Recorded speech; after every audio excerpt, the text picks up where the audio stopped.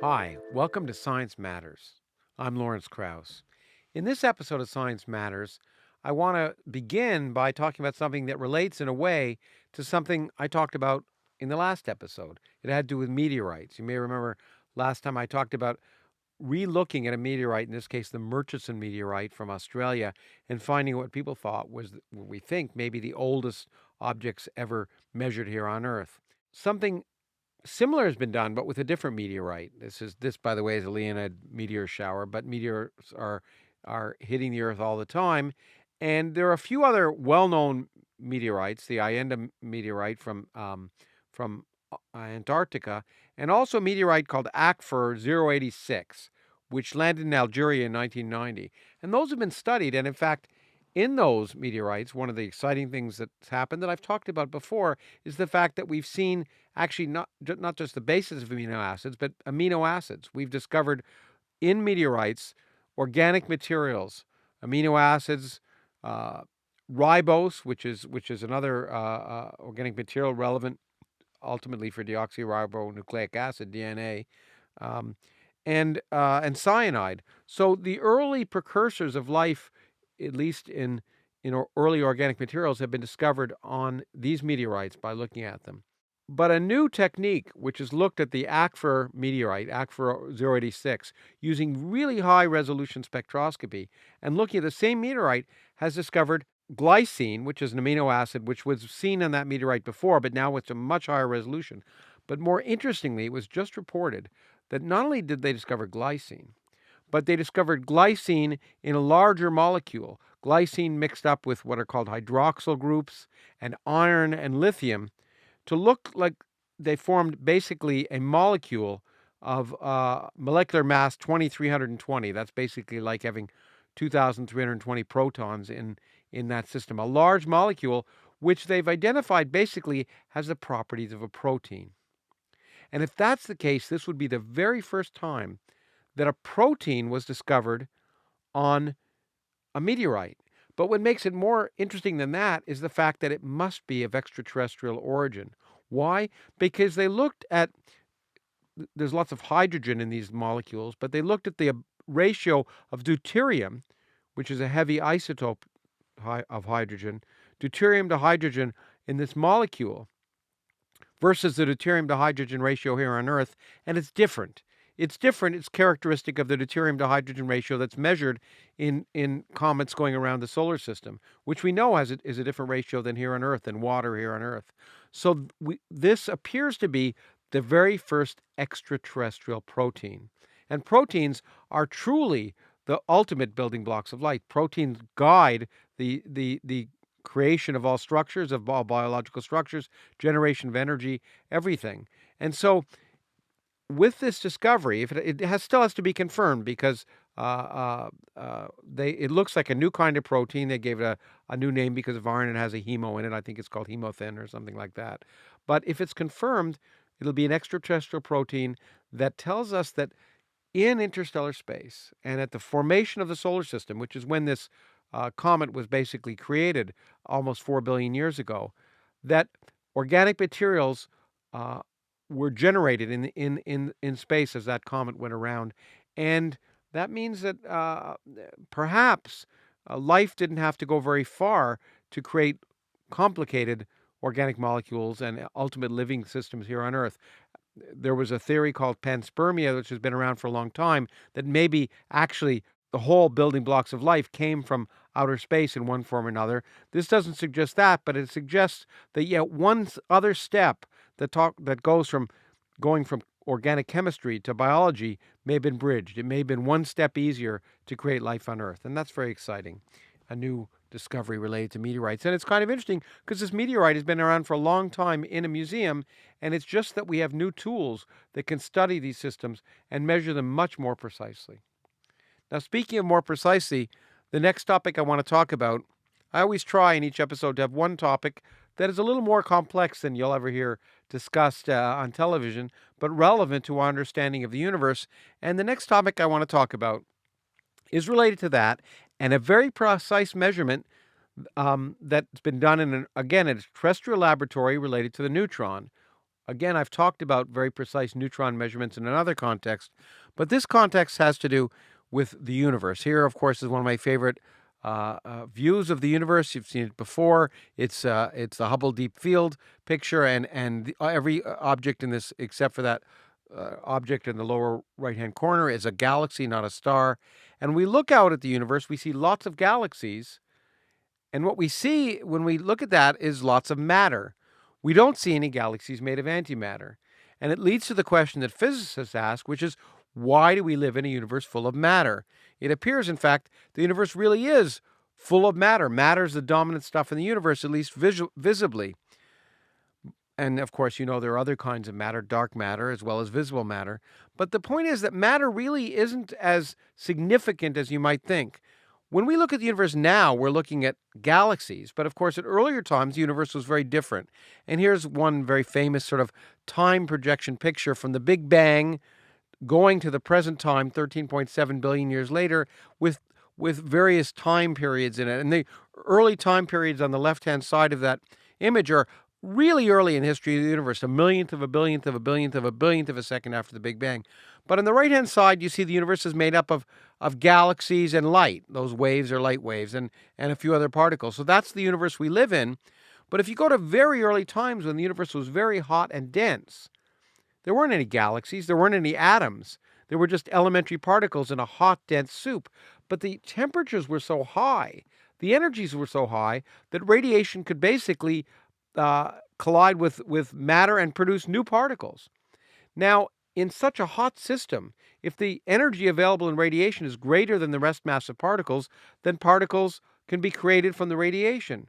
Now, matter and antimatter have exactly the same mass.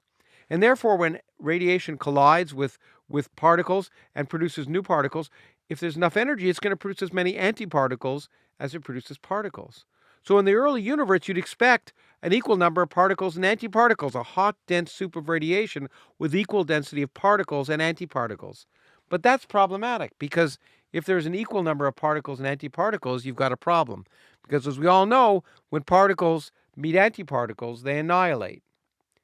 And if there were an equal number of particles and antiparticles in the early history of the universe, then by now they would basically have all annihilated, and there'd be no matter left. There'd just be a universe full of radiation. So one of the biggest puzzles that's driven fundamental physics for over 40 years is, why is there some excess of matter left over? If we began with a universe with equal number of particles and antiparticles, how can you end up with a universe which has just particles in it? Well, the answer is we almost didn't. Because in spite of the fact when we look at galaxies, we see lots of matter, if you actually look at another number, which is an important number in cosmology, and here it is, that's a ratio of the number of baryons. Baryons are basically particles like protons and neutrons. The ratio of the number of baryons making up all the stars and all the galaxies in the universe, divided by the number of particles of light in the universe. The number is very small. It's 6 times 10 to the minus 10. 6 parts in less than a billion.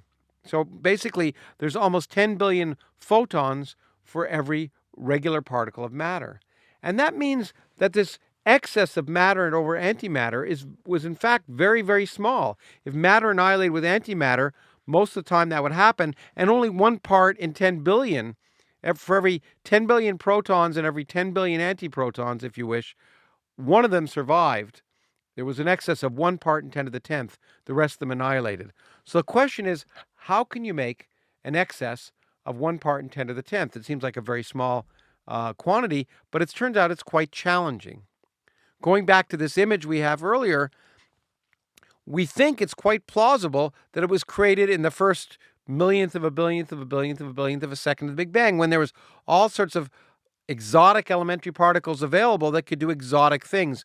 But the first person that discussed how exotic it had to be to create matter, an excess of matter over antimatter, was actually the Soviet physicist Andrei Sakharov, who's famous. In fact, he won the Nobel Peace Prize in 1975. He was a Russian dissident for talking about civil rights in Russia. But he was a nuclear physicist, and in fact, he was probably the father of the Russian hydrogen bomb. He later became a pacifist after that. But in 1967, he wrote a very prescient paper and said, in order to create a slight asymmetry between matter and antimatter, three conditions would be necessary. The first, he said, baryon number violation. What do we mean by that? Well, if matter is made of things called baryons and antimatter is made of things called antibaryons, then somehow there has to be some process that can change the number of baryons versus antibaryons. It can create baryons where there weren't any at the beginning. So that process has to start with 0 baryons and create some excess of baryons. So that's baryon number violation. Now, the interesting thing, by the way, of all three of these conditions, none of them were known to exist in the physics that were understood in 1967. There's no processes that were known in the standard model of particle physics, even as it was known at that time, or in some sense a few years later, that violated baryon number at that time. But he said that would be required. So there was new physics required. I want to skip the second one for the moment because it's a little harder and it's relevant to what I'm going to talk about. The third one is non-equilibrium. Namely, if the early universe were in thermal equilibrium, then one of the conditions of thermal equilibrium is there must be an equal number of particles versus antiparticles. So somehow, some process had to lead to a departure from thermal equilibrium if you want to create an excess. Okay. The third one is something called CP violation. And basically, that says that somehow you have to distinguish in your physical processes between the rate of creating particles and the rate of creating antiparticles. Because let's say there was some baryon number violating process that created baryons. If the laws of physics were symmetric, then a similar process would create antibaryons, and you'd have equal numbers of baryons and antibaryons, and that wouldn't be good. So there are two symmetries of nature that had to be violated. One is called charge conjugation symmetry, and that just means that are the laws of physics symmetric by turning every positive charge into a negative charge? Because if for every proton, which is positively charged, its antiparticle is negatively charged. And clearly that has to be violated, because if it wasn't, you'd have the same number of positively charged particles and negatively charged particles. There's another property called parity, which basically says particles spin. If they're spinning in this direction, we call them left-handed. If they're spinning in this direction, we call them right-handed. And are the laws of nature symmetric if you change all left-handed particles into right-handed particles? Both of these have to be violated together, because if CP weren't violated, then you'd have physical processes that would produce as many left-handed baryons as well as right-handed antibaryons, and as many left-handed antibaryons as right-handed baryons, and again, you wouldn't have an excess. So I should say that at the time this was developed, it was not known if any of these configurations existed. But now, as we look at physics of the Standard Model and beyond, we realize that all of these three things can be possible potentially in the very early universe. But we don't live in the very early universe. So how can you test looking for this? The theory of the strong interactions between the particles that make up protons and neutrons, one can look for what's called CP violation in that theory. Now, what's really interesting is the Standard Model says there should, in fact, be some, in principle, CP violation in the theory of the strong interactions that talk about that's the theory about how quarks come together to make protons and neutrons. But we haven't seen any. It's anomalous. We still don't quite know why. We have many ideas for why there's no CP violation, but we think that perhaps if there were processes in the very early universes that violated CP in a way that would be necessary to make baryons, that somehow it would leave a remnant signature perhaps today in the theory of the strong interactions. So we look at the particles we can measure, and one particle we can measure is the neutron. Now, how can you look for CP violation? This is what was just measured in an experiment I want to talk about. The neutron is neutral, okay, but it's made of quarks that have positive charge and negative charge. It's just they combine together to make an object that's neutral. Now, there can be two properties of the neutron. First, each of those little quarks is spinning, and it's got a charge, and that makes them little magnets. And that means the neutron can actually have what's called a magnetic dipole. It can act like a little magnet. And in this picture, that's that symbol mu.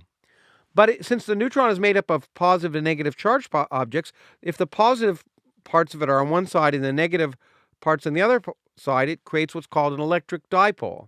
And that's what's called D here. But it turns out that a neutron cannot have both an electric dipole and a magnetic dipole if CP is not violated. Why? Well, here we can see this. First of all, if we look at that object and we have positive charge on the top and negative charge on the bottom, and I put it in a mirror, which is what a parity operation would be like, then clearly I flip the positive and negative charges, and that's going to flip the sign of the electric dipole, but not flips the sign of the magnetic dipole, because that's just related to the spin of the objects.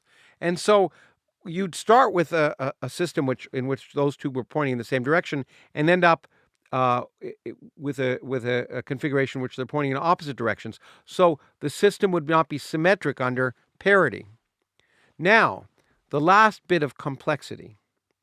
It turns out that there's a fundamental theorem in physics. There are three fundamental symmetries in nature related to space and time and electric charge. Charge conjugation and parity I've already talked about, but the other is time reversal invariance. Are the laws of physics the same in direction of forward time and backward time? Now, there's a fundamental theorem that says if given relativity and quantum mechanics, the laws of physics must be symmetric under a combination of an operation that flips charge, that flips parity, and flips time. CPT is always conserved. And that means if CP is violated, then T must be violated, so the combination is once again conserved. So another way of thinking of CP violation is if the system involves CP violation, it violates time reversal invariance. And that means processes can distinguish an arrow of time, forward time versus backward time. And if you think about a time flip, what would it do to this system? Well, if I flip the arrow of time, it wouldn't change the electric dipole, because the positive charge would still be here and the negative charge would be here. But if I flip the arrow of time, the particles would all be spinning in the opposite direction, and it would flip the magnetic dipole. And as you can see, it would once again be violated. It would produce a different system than the initial system. So time reversal invariance would be violated if the neutron has both a magnetic dipole and an electric dipole. And if time reversal invariance is violated, then CP is violated. So what physicists have looked for, they measured the magnetic dipole of a muon, of a neutron. What we're looking for to see is if there is an electric dipole.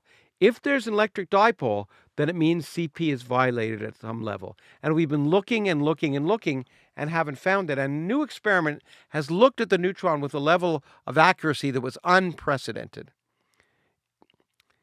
If you take here's the way the experiment works.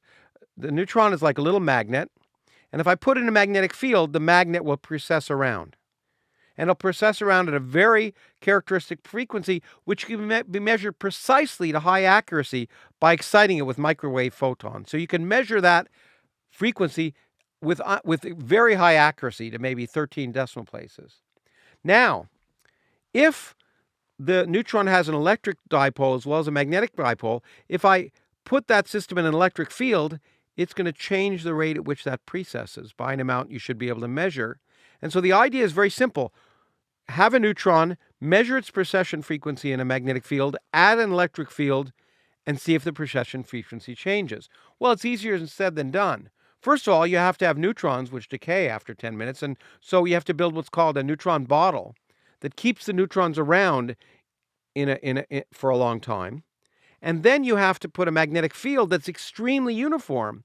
Because if you're looking at a small variation in the precession frequency on 1 part in a billion or more, then you have to make sure the magnetic field is uniform over the whole system, because otherwise neutrons over here will be spinning with a different precession frequency than neutrons over here.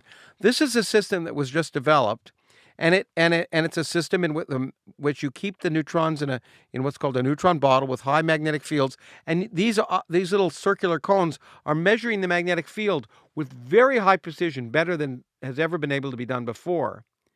And due to this new experiment, they've been able to put a new limit on the electric dipole of the size of the electric dipole of a neutron, and the number is incredibly small.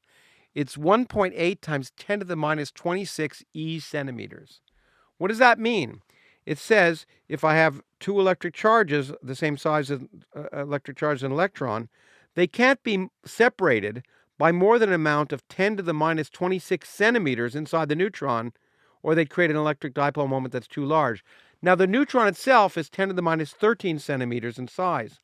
And that means this system is measuring with an accuracy of 1 part in 10,000 billion, the size of a neutron, and telling us that the quarks in that neutron must be distributed in such a way so that there's not an asymmetry in their charge by less than 1 part in 10,000th of a billion. The ability to do this kind of work is amazing. But what that means is that since they didn't see anything, it means the CP violation effects must be incredibly small. And if we think of why they would be incredibly small, well, it means that the processes that might be producing them are pushed to earlier and earlier history of the universe. And so it suggests to us that whatever produced the baryon number in the universe today might not have occurred till a time well before the universe was a millionth of a second old, and probably as early as a time of the order of a millionth of a billionth of a billionth of a billionth of a second. And what is amazing to me is that in the laboratory, we can try and measure processes that might probe the universe at those times. We haven't yet seen it, but it's pushing us in a direction that will hopefully allow us to point towards what theories are responsible for your and my existence. Why is there matter in the universe? One of the most fundamental questions in physics and cosmology. Well, that's as far as we're going to go and as complicated as we're going to go. I want to end with something that's a lot closer to home. It's this is not a soda commercial, but I remember a bunch of years ago, a friend of mine said, "Look, I have a microwave, so I can just press a button and heat up my macaroni and cheese in an instant. Why don't you create a micro cooler where I press a button and zoom, I cool things off?" And I said, "You just can't do that. Laws of thermodynamics don't allow you to do that." But as usual, I was underestimating experimentalists because and theorists in this case, because I want to talk about something that hasn't yet been experimentally demonstrated, but it's kind of interesting. Some theorists pointed out, what does it mean to cool something? Well, when an object has a certain temperature, it emits radiation in what's called, in principle, a black body curve. It emits radiation of all different frequencies with a peak at some level. It's when you have an oven, it gets red hot, then white hot, and eventually blue hot. And what it means is as you're getting hotter and hotter and hotter, it's emitting radiation at higher and higher frequencies. So let's say I have an object in here, let's say 20 degrees above, or let's not talk Celsius, let's say 70 degrees Fahrenheit, and it's in a background, like here in Phoenix, of 80 degrees. Well, what's happening is the background is emitting radiation at a higher frequency than the object, and more higher frequency photons are going into the object that are coming out of the object, and that heats the object up. But these researchers said, what if I have an object that's radiating, and what if it's radiating photons, like, say, that red object in there at some peak frequency. What if I arrange somehow a way to make it emit more high-frequency photons than are coming in? Then the object will cool, because if it's radiating more high-frequency photons than the thermal background is causing high-frequency photons to come in, then the peak of that distribution will move towards longer wavelengths, lower frequencies, and the object will cool. Now, that sounds impossible, but what they said is if you coat that object with the material that has an index of refraction, basically the ease of photons going through it, that's time varying. You could somehow, and there are materials you can do that where you can set it up so it varies with a very high frequency. Then as the photons emitted by that object go through that material, they'll be kicked up to a higher frequency. And that means that the object will suddenly, even though it's at a low temperature, it'll be emitting photons at a much higher frequency than it would have otherwise. More high-frequency photons will be leaving the object that'll be coming in, and the object will cool. And they've shown that's theoretically possible. Now, practically, when we look at materials that might do that, it might be practically possible. Now, not practically possible to cool an ice cream cone, but you might be able to get to something like 300 milliwatts per square meter. That's not useful for making a refrigerator, but as we take computer chips that are generating a lot of heat that are very small, if you coated them with this material, you might be able to keep them cool in a way which would allow the system to compute and refrigerate it. But what I find it very fascinating is it's basically like a microcooler. You press a button, this index of refraction material would do its thing and the object would cool. And it is exactly what I thought wasn't possible. And I'm always excited when I discover that in one way something that I thought wasn't possible is possible. One of the beauties of science. And indeed, science matters. Thank you.